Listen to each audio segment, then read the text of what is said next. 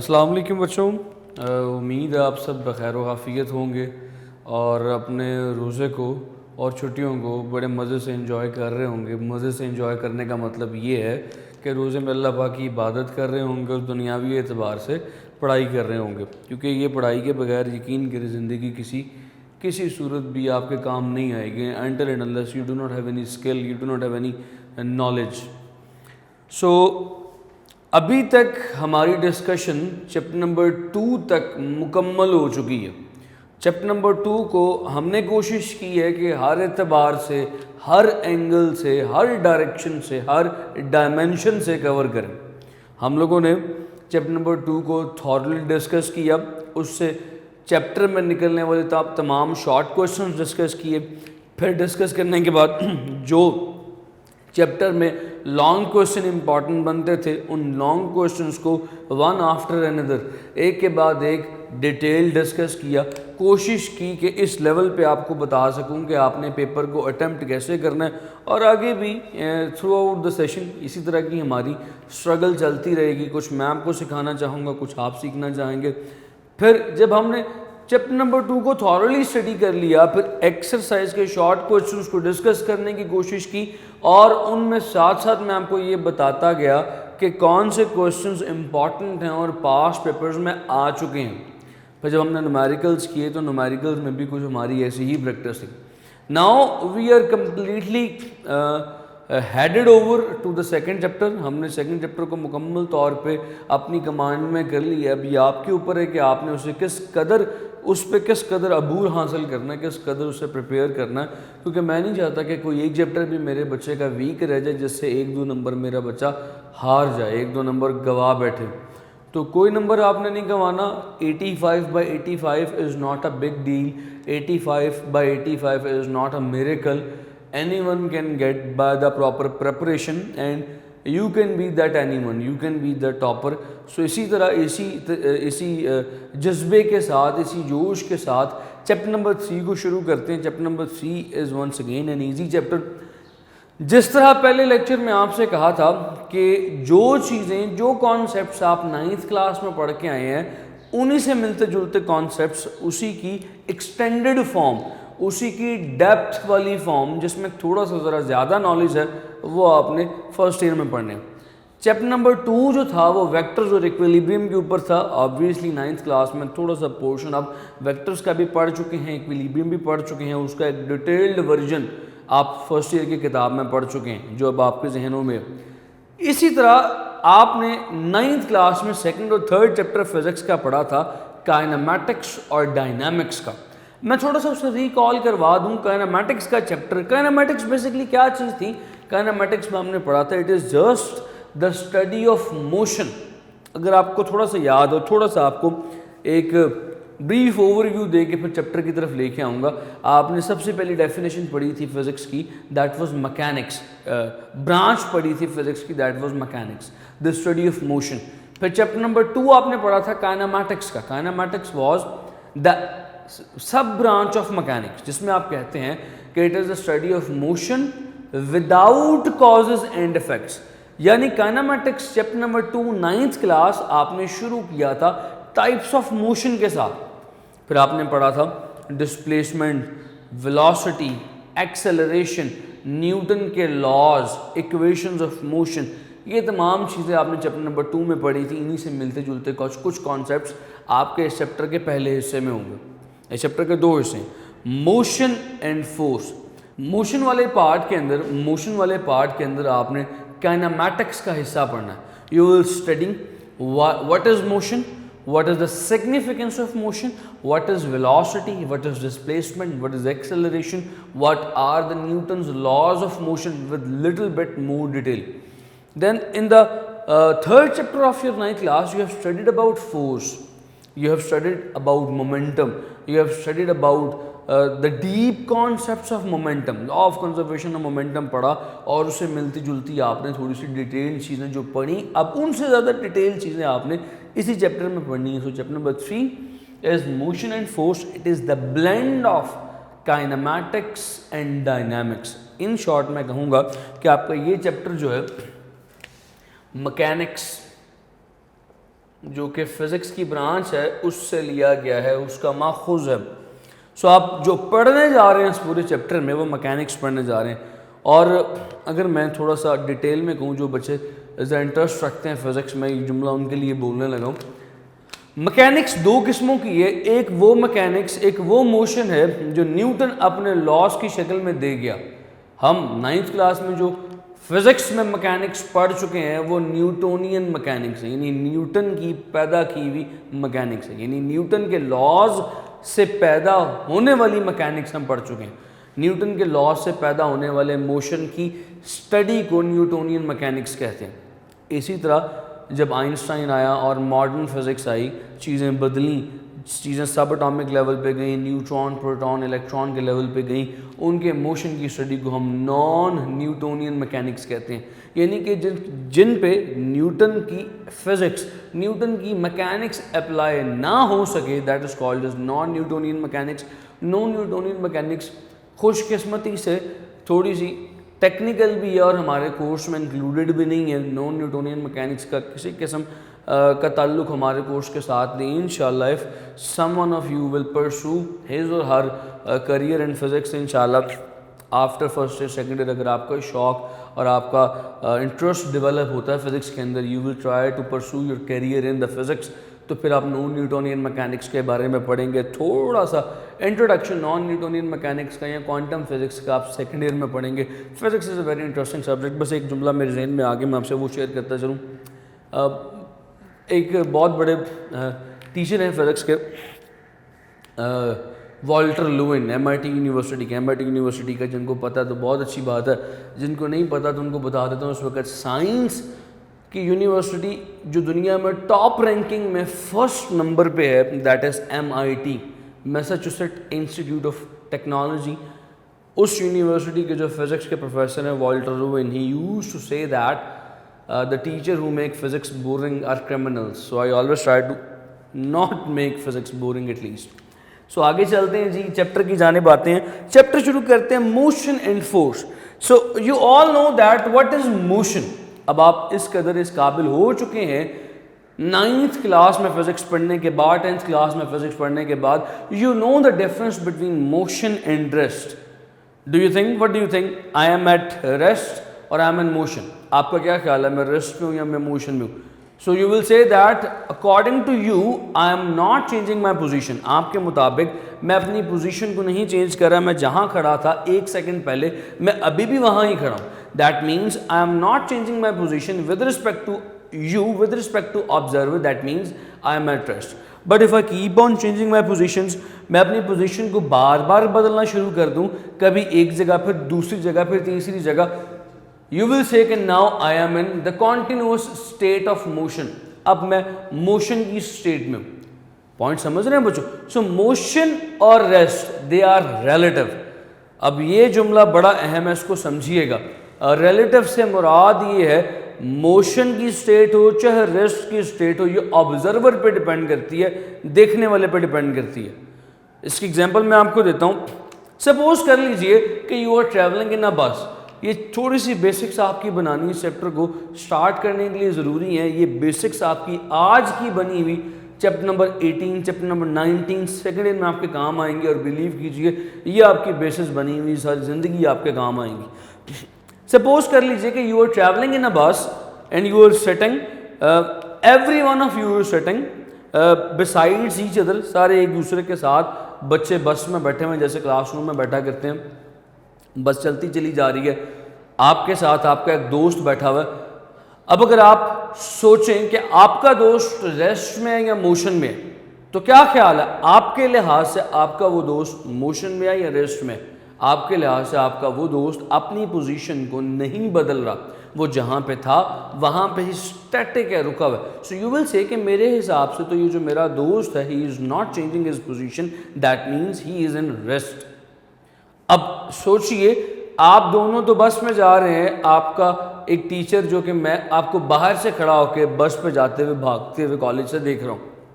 सो मेरे ख्याल में क्या मेरा रिजल्ट, मेरी ऑब्जर्वेशन क्या होगी? My observation will be that you are in the motion, you are not rest. So relative है, ये ऑब्जर्वर पे डिपेंड करती है। मेरे लिहाज से आपके दोस्त की ऑब्जर्वेशन ये थी कि वो मोशन में, आपके लिहाज से आपके दोस्त की ऑब्जर्वेशन ये थी कि वो रेस्ट पे। So rest and motion they are relative. अब मैं अगला जुमला, उम्मीद है कि ये पॉइंट आपको समझ में आया होगा, रेस्ट और मोशन दे आर रिलेटिव से क्या मुराद है। अब जो जुमला मैं अगला बोलने लगा वो इससे भी अहम है।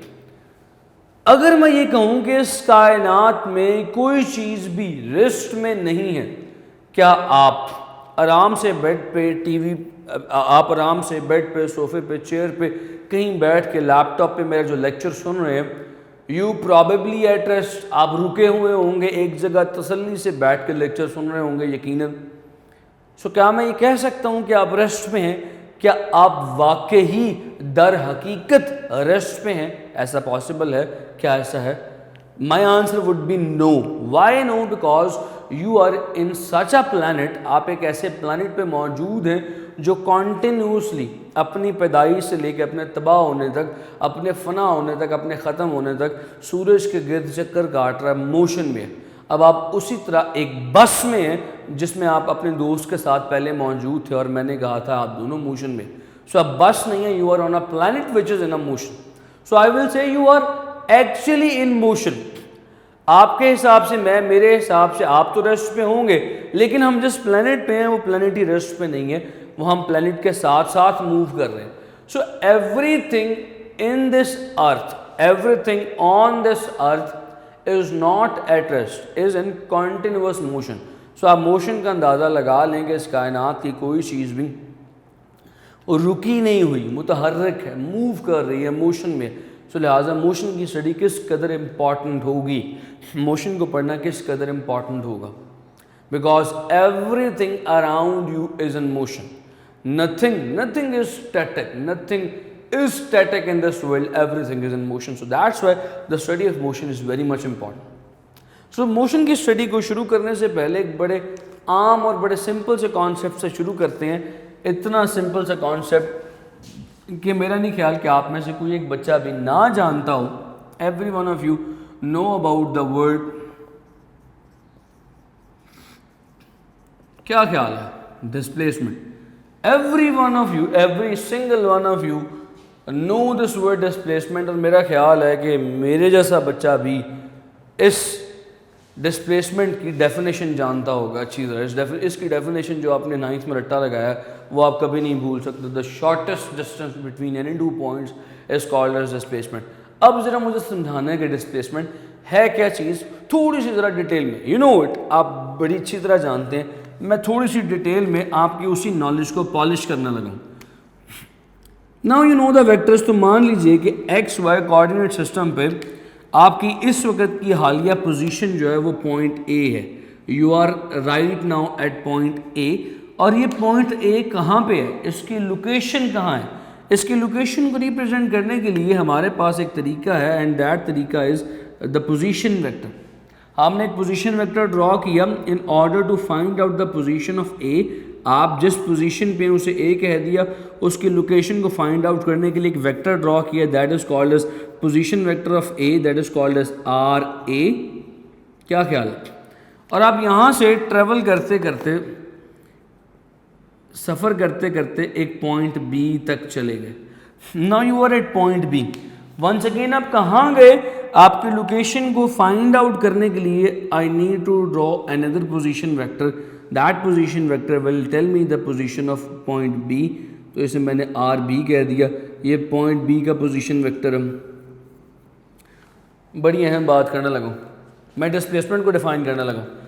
आप ए पे थे, आपने ए से बी तक का जो सफ़र तय किया, ए से बी तक का जो आपने सफ़र जर्नी किया, उस जर्नी का जो रास्ता था, जो पाथ था, उसकी लंबाई को डिस्टेंस कहते हैं। आप ए से बी तक जिस रास्ते से गए, उस रास्ते की लंबाई को, फासले को डिस्टेंस कहते हैं। जुमले पे गौर कीजिएगा, डिस्टेंस कहते हैं। डिस्प्लेसमेंट क्या चीज़ है?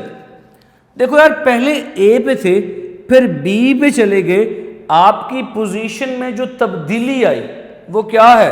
That is given by this vector. You are at A, अगर मैं ये वेक्टर ड्रॉ करूं जिसे डेल्टा आर कह दूं, तो delta R is the change in position from B and A. A B और ए के दरमियान जो पोजीशन की तब्दीली है, जो पोजीशन चेंज हुई है, कितनी चेंज हुई है, that is given by delta R and delta R is the displacement. अगर आप थोड़ा सा गौर करें तो क्या ये लिखा जा सकता, if you see R A vector के साथ डेल्टा आर को हेड टू टेल रूल से ऐड किया जा रहा है, तो can I say that R A plus delta R that is equals to R B. R B जो है वो कैसे आया, फाइनल वेक्टर के हेड के साथ रिजल्टेंट का हेड और और पहले वेक्टर की टेल के साथ रिजल्टेंट की टेल, तो ये आर बी एक रिजल्टेंट वेक्टर है। तो आर बी कैसे आया, R B is equals to R A plus delta R. अगर मुझे डेल्टा आर फाइंड करना पड़े, डेल्टा आर वुड बी, जुमले पे गौर कीजिएगा, delta R would be the change in position. Change कैसे आता है, फाइनल पोजीशन में से इनिशियल पोजीशन को माइनस कर दें, ऑब्वियसली इधर जाके माइनस हो जाएगा। सो ये जो चेंज इन पोजीशन है, जो आपकी पोजीशन में लोकेशन में तब्दीली आई है, that is called as displacement. So how can you define displacement? Displacement simply is defined as, इसे डिफाइन किया जा सकता है, लिखवा देता हूँ, बस दिल कर रहा है, हालांकि लिखवाना नहीं चाहिए, आप बड़े बड़े हो गए हैं। It is defined as change in position as body go from one position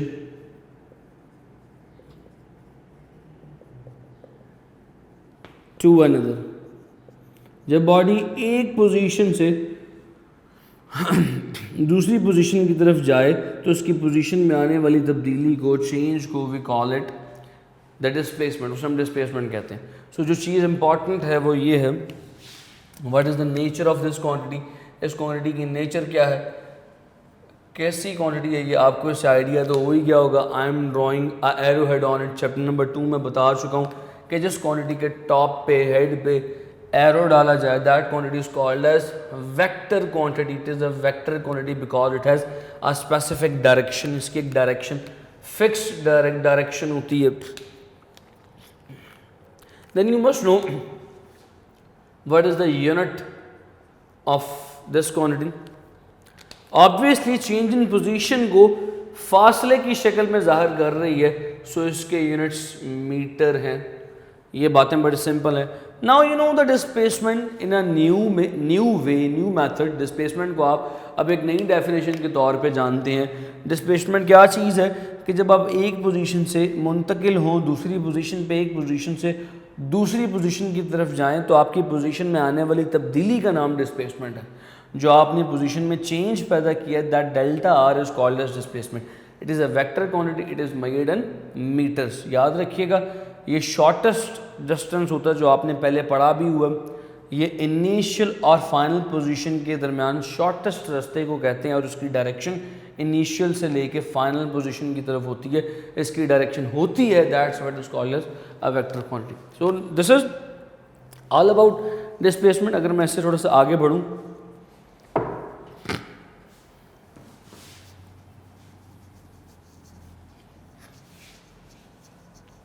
अगला जो कॉन्सेप्ट है बच्चों, that is once again you know it.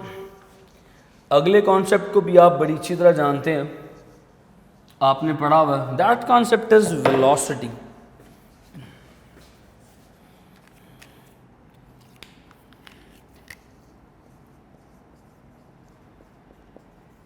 Velocity किसे कहते हैं? वेलोसिटी जिसे उर्दू में रफ्तार कहा जाता है। What is meant by velocity? क्या ख्याल है? वेलोसिटी की डेफिनेशन की तरफ बाद में आते हैं, पहले वेलोसिटी के कॉन्सेप्ट को समझें। वेलोसिटी, रफ्तार किसे कहते हैं? रफ्तार में कभी तौर पे वो इंडियन सिंगर की बात नहीं कर रहा, I am talking about this velocity. Velocity in Urdu it is called as रफ्तार। नहीं जी, वेलोसिटी से क्या मुराद है? वेलोसिटी को ज़रा समझ रहे हैं। अब आप अपने कमरों में बैठे हैं, आप और आपके छोटे भाई जो भी अपनी अपनी किताबों पे कुछ ना कुछ पढ़ रहे हैं, कोई ना कोई एक्टिविटी कर रहे हैं, और किचन में या कहीं पर डाइनिंग के अंदर आपकी अम्मा आपको अफ्तारी के लिए आवाज़ दें कि चलो भाई अफ्तारी का टाइम हो गया, आप आ जाओ। अब आप सब बहन भाइयों की दौड़ें लगेंगी अफ्तारी की टेबल की तरफ। लेट से आपने वो फासला अपनी जगह जहाँ आप बैठे हैं वहाँ से आपने अफ्तारी की टेबल तक का फासला 5 सेकंड में तय किया, और आपके साथ जो आपका छोटा भाई बिल्कुल आपके साथ बैठा है, उसने वही फासला 2 सेकंड में तय किया, तो क्या ख्याल है कौन पहले पहुंचेगा? आपने 5 सेकंड में तय किया, आपके भाई ने 2 सेकंड में तय किया, पहले पहुंचने वाला कौन होगा? यकीनन आपका छोटा भाई जिसने वही फासला 2 सेकंड में तय किया। अगर मैं आपसे ये पूछूं कि भाई किसकी रफ्तार ज़्यादा थी, किसकी वेलोसिटी ज़्यादा थी, यू विल से कि वो मेरा छोटा भाई, उसकी रफ्तार मुझसे ज़्यादा थी, वो 2 सेकंड में पहुंच गया, उसने वही फासला 2 सेकंड में तय किया। His velocity was greater than mine, इसी को वेलोसिटी कहते हैं। वेलोसिटी क्या है? एक खास फासला एक यूनिट टाइम में तय हो तो फासले को टाइम पे डिवाइड कर दें, यू विल गेट वेलोसिटी। अगर मैं इसे इंग्लिश में बोलूं, rate of change of displacement per unit time, कि एक खास यूनिट टाइम में कवर होने वाला फासला स्पीड या वेलोसिटी कहलाता है। So what is meant by velocity? I am not gonna write its definition. Rate of change of displacement, कितना डिस्प्लेसमेंट पर यूनिट टाइम में कवर होगा, displacement per unit time is called as velocity. क्योंकि displacement एक vector quantity है, उसको आप दूसरी scalar quantity पर डिवाइड कर रहे हैं, तो जो जवाब आएगा वो इटसेल्फ वेक्टर होगा। ले जी, सो क्या ख्याल है इसकी नेचर क्या है? अभी मैंने आपको बता दी कि ये इटसेल्फ एक वेक्टर क्वांटिटी है। सो हम गोना राइट हियर वेक्टर, मैं यहाँ पे वेक्टर लिख देता हूँ। इससे अगर आगे चलें तो सबसे अहम चीज़ है इसके units. What will be it's units, इसके यूनिट्स क्या होंगे? अब सिर्फ मैग्नीट्यूड की बात करूं तो वेक्टर डालना ज़रूरी नहीं है। V d/t displacement is measured in metres, time is measured in seconds, so velocity is measured in metres per second. मगर अगर आप अपनी बाइक के स्पीडोमीटर के ऊपर देखें तो कुछ यूनिट्स इस तरह के भी लिखे होते हैं, kilometres per hour, kilometres per hour भी इसी के यूनिट है, मीटर्स पर सेकंड भी इसी के यूनिट है।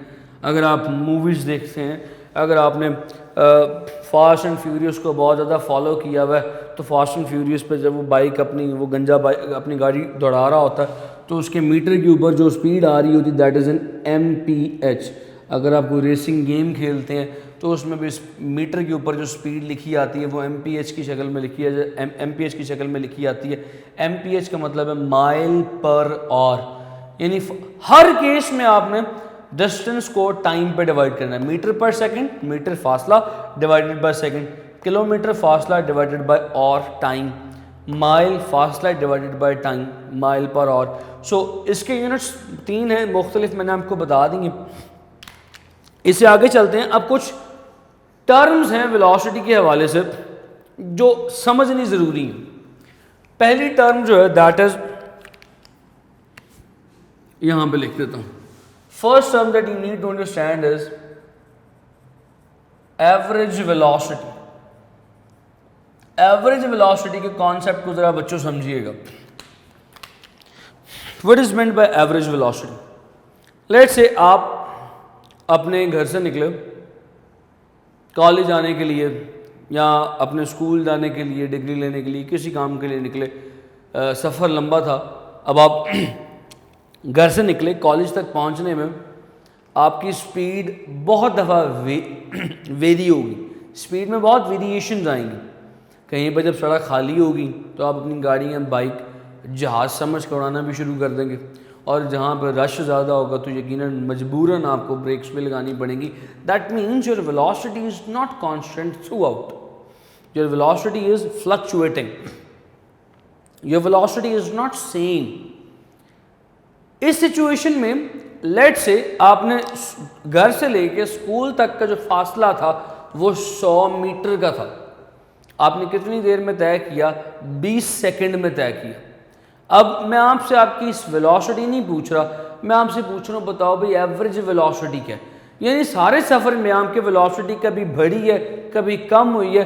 I am asking the average value, कि बढ़ी, कम हुई, ज़्यादा हुई, कम हुई, उसकी एक एवरेज वैल्यू बता दें। सो how can you calculate the average value? You can calculate the average value by dividing the total displacement, कि भाई सारे का सारा फासला कितना था और कितने टाइम में कवर हुआ, divided by total time, it will give you the average velocity. V के नीचे ए वी छोटा सा लिख रहा हूँ, it will give you the average velocity. So how can you calculate the average velocity? और average velocity calculate करने की ज़रूरत कब आती है कि जब आपकी velocity constant ना हो, आपकी velocity fluctuate हो रही हो, तो आपको एक average value, एक medium औसत value चाहिए होती है velocity की। वो आप कैसे फाइंड कर सकते हैं? आपने सारा फासला मीटर्स में कितनी देर में तय किया, उस टाइम पे डिवाइड कर दें, you will get average value. अब मिसाल के तौर पे मैंने आपको एग्जांपल दी कि आपके घर से लेके कॉलेज तक का जो फासला है वो 100 मीटर में है।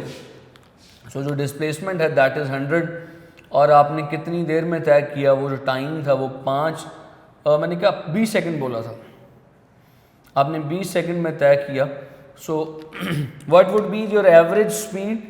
अगर मैं इस फॉर्मूले के अंदर वैल्यूज पुट करूं, 100 ऊपर रखा, 20 नीचे रखा, काटा, I will get 5 metres per second.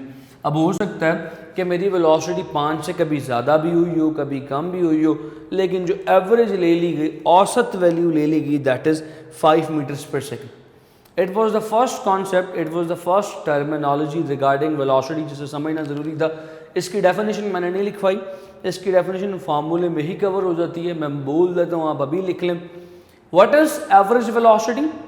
The total distance, sorry, the total displacement, not distance, I'm sorry, the total displacement covered divided by the total time tells the average velocity।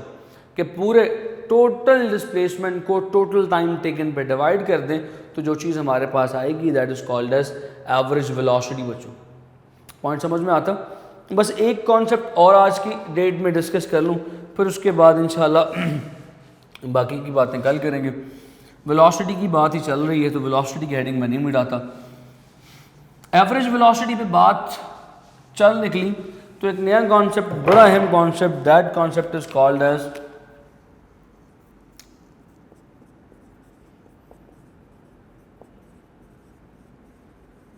Instantaneous velocity.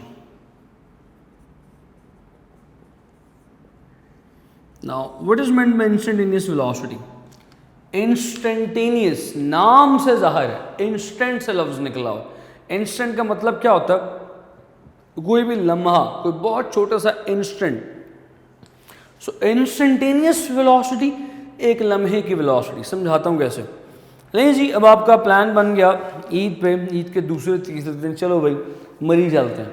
आपने अपनी गाड़ी को motorway पे डाला, now you are heading towards Islamabad, through Islamabad you will be heading towards Murree. अब हो सकता है मोटरवे के ऊपर आप जैसे बहुत सारे दोस्त मरी के लिए निकले हों, बहुत रश हो मोटरवे पे। अब मोटरवे पे आपकी गाड़ी की वेलोसिटी कांस्टेंट नहीं रहेगी, आपकी वेलोसिटी कभी बढ़ेगी कभी कम होगी। Once again your velocity is not constant, एक जैसे नहीं है, फ्लक्चुएट कर रही है। अब आप अपनी गाड़ी चलाते चले जा रहे हैं, आपकी वेलोसिटी कभी बढ़ रही है कभी कम हो रही है। चलाते चलाते अचानक आपको एकदम ख्याल आया और गाड़ी चलाते हुए आपने अचानक एक बहुत छोटे से लम्हे के लिए, जुमले पे गौर कीजिएगा, एक बहुत छोटे से लम्हे के लिए, एक छोटे से इंस्टेंट ऑफ टाइम के लिए स्पीडोमीटर के ऊपर नज़र डाली तो पता चला आपको कि उस वक्त आपकी स्पीड थी 80 मीटर्स पर सेकंड। मिसाल ले लीजिए, उस छोटे से लम्हे के लिए जो स्पीड थी आपकी, उस एक लम्हे की जो स्पीड थी, हो सकता है उसके बाद बदल गई हो सकता है उससे पहले कुछ और हो। सो उस लम्हे की जो एक स्पीड थी that was called as instantaneous velocity. So the velocity of a body for a very short instant of time is called as instantaneous velocity. एक छोटे से लम्हे के लिए, एक पलक झपकने के लिए, पलक झपक जितने लम्हे के लिए जो बॉडी की वेलोसिटी है that is called as instantaneous velocity. इसकी जो प्रॉपर डेफिनेशन किताब में लिखी हुई है, पहले मैं आपको वो सुनाता हूँ, फिर उसे समझाऊंगा वो क्या लिखा हुआ। कॉन्सेप्ट मेरा ख्याल आपको समझ में आ गया होगा, तो ज़रा जी उस डेफिनेशन को ज़रा किताब में मार्क भी कर लीजिएगा। अगर नहीं पता कहाँ पे लिखी हुई है तो बस फिर देख लें, मैं लिखवा देता हूँ। What is the definition of instantaneous velocity? Limiting value of delta D over delta T. पहले लिखवाता हूँ फिर समझाता हूँ। Where delta T approaches to 0 the velocity, उम्मीद है नज़र आएगा, is called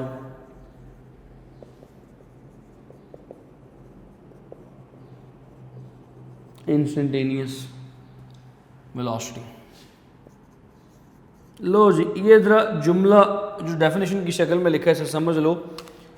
limiting value of delta D over delta T. What is delta D over delta T? Velocity, अभी पढ़ा ना फॉर्मूला वेलोसिटी का, displacement over time. So limiting value का मतलब है वो बहुत छोटी सी, लिमिटिंग, कम, तंग, बहुत छोटी सी value delta D over delta T बोले तो वेलोसिटी, यानी वेलोसिटी की वो बहुत छोटी वैल्यू जब delta T approaches to zero हो। Delta T approaches to zero का मतलब है इतने छोटे से लम्हे के लिए वेलोसिटी की वैल्यू, इतना छोटा लम्हा कि वो जीरो को टच कर रहा हो, यानी 1 सेकंड से भी कई गुना छोटा लम्हा, इस कदर छोटा कि वो जीरो के करीब करीब, अप्रोचेस टू जीरो लिखा हुआ है, जीरो नहीं लिखा हुआ, अप्रोचेस टू जीरो, इतने छोटे से लम्हे के लिए वेलोसिटी की जो वैल्यू होगी that is called as instantaneous velocity. ये एक स्टैंडर्ड तरीका है इंस्टेंटेनियस वेलोसिटी को डिफाइन करने का। इसके अलावा मैंने समझाने के लिए एक और डेफिनेशन आपको पहले ही बता दी है। वो क्या बताई मैंने? The value of the velocity of a body for a very short instant of time. The velocity of a body for a very short instant of time is called as instantaneous velocity. ये भी मैंने आपको बता दी, और जो अहम जो आपने पेपर में लिखनी है वो मैंने आपको यहाँ पे लिखवा दी। इसका फॉर्मूला बड़ा अहम और बड़ा इंपॉर्टेंट है, ज़रा वो लिख लीजिए।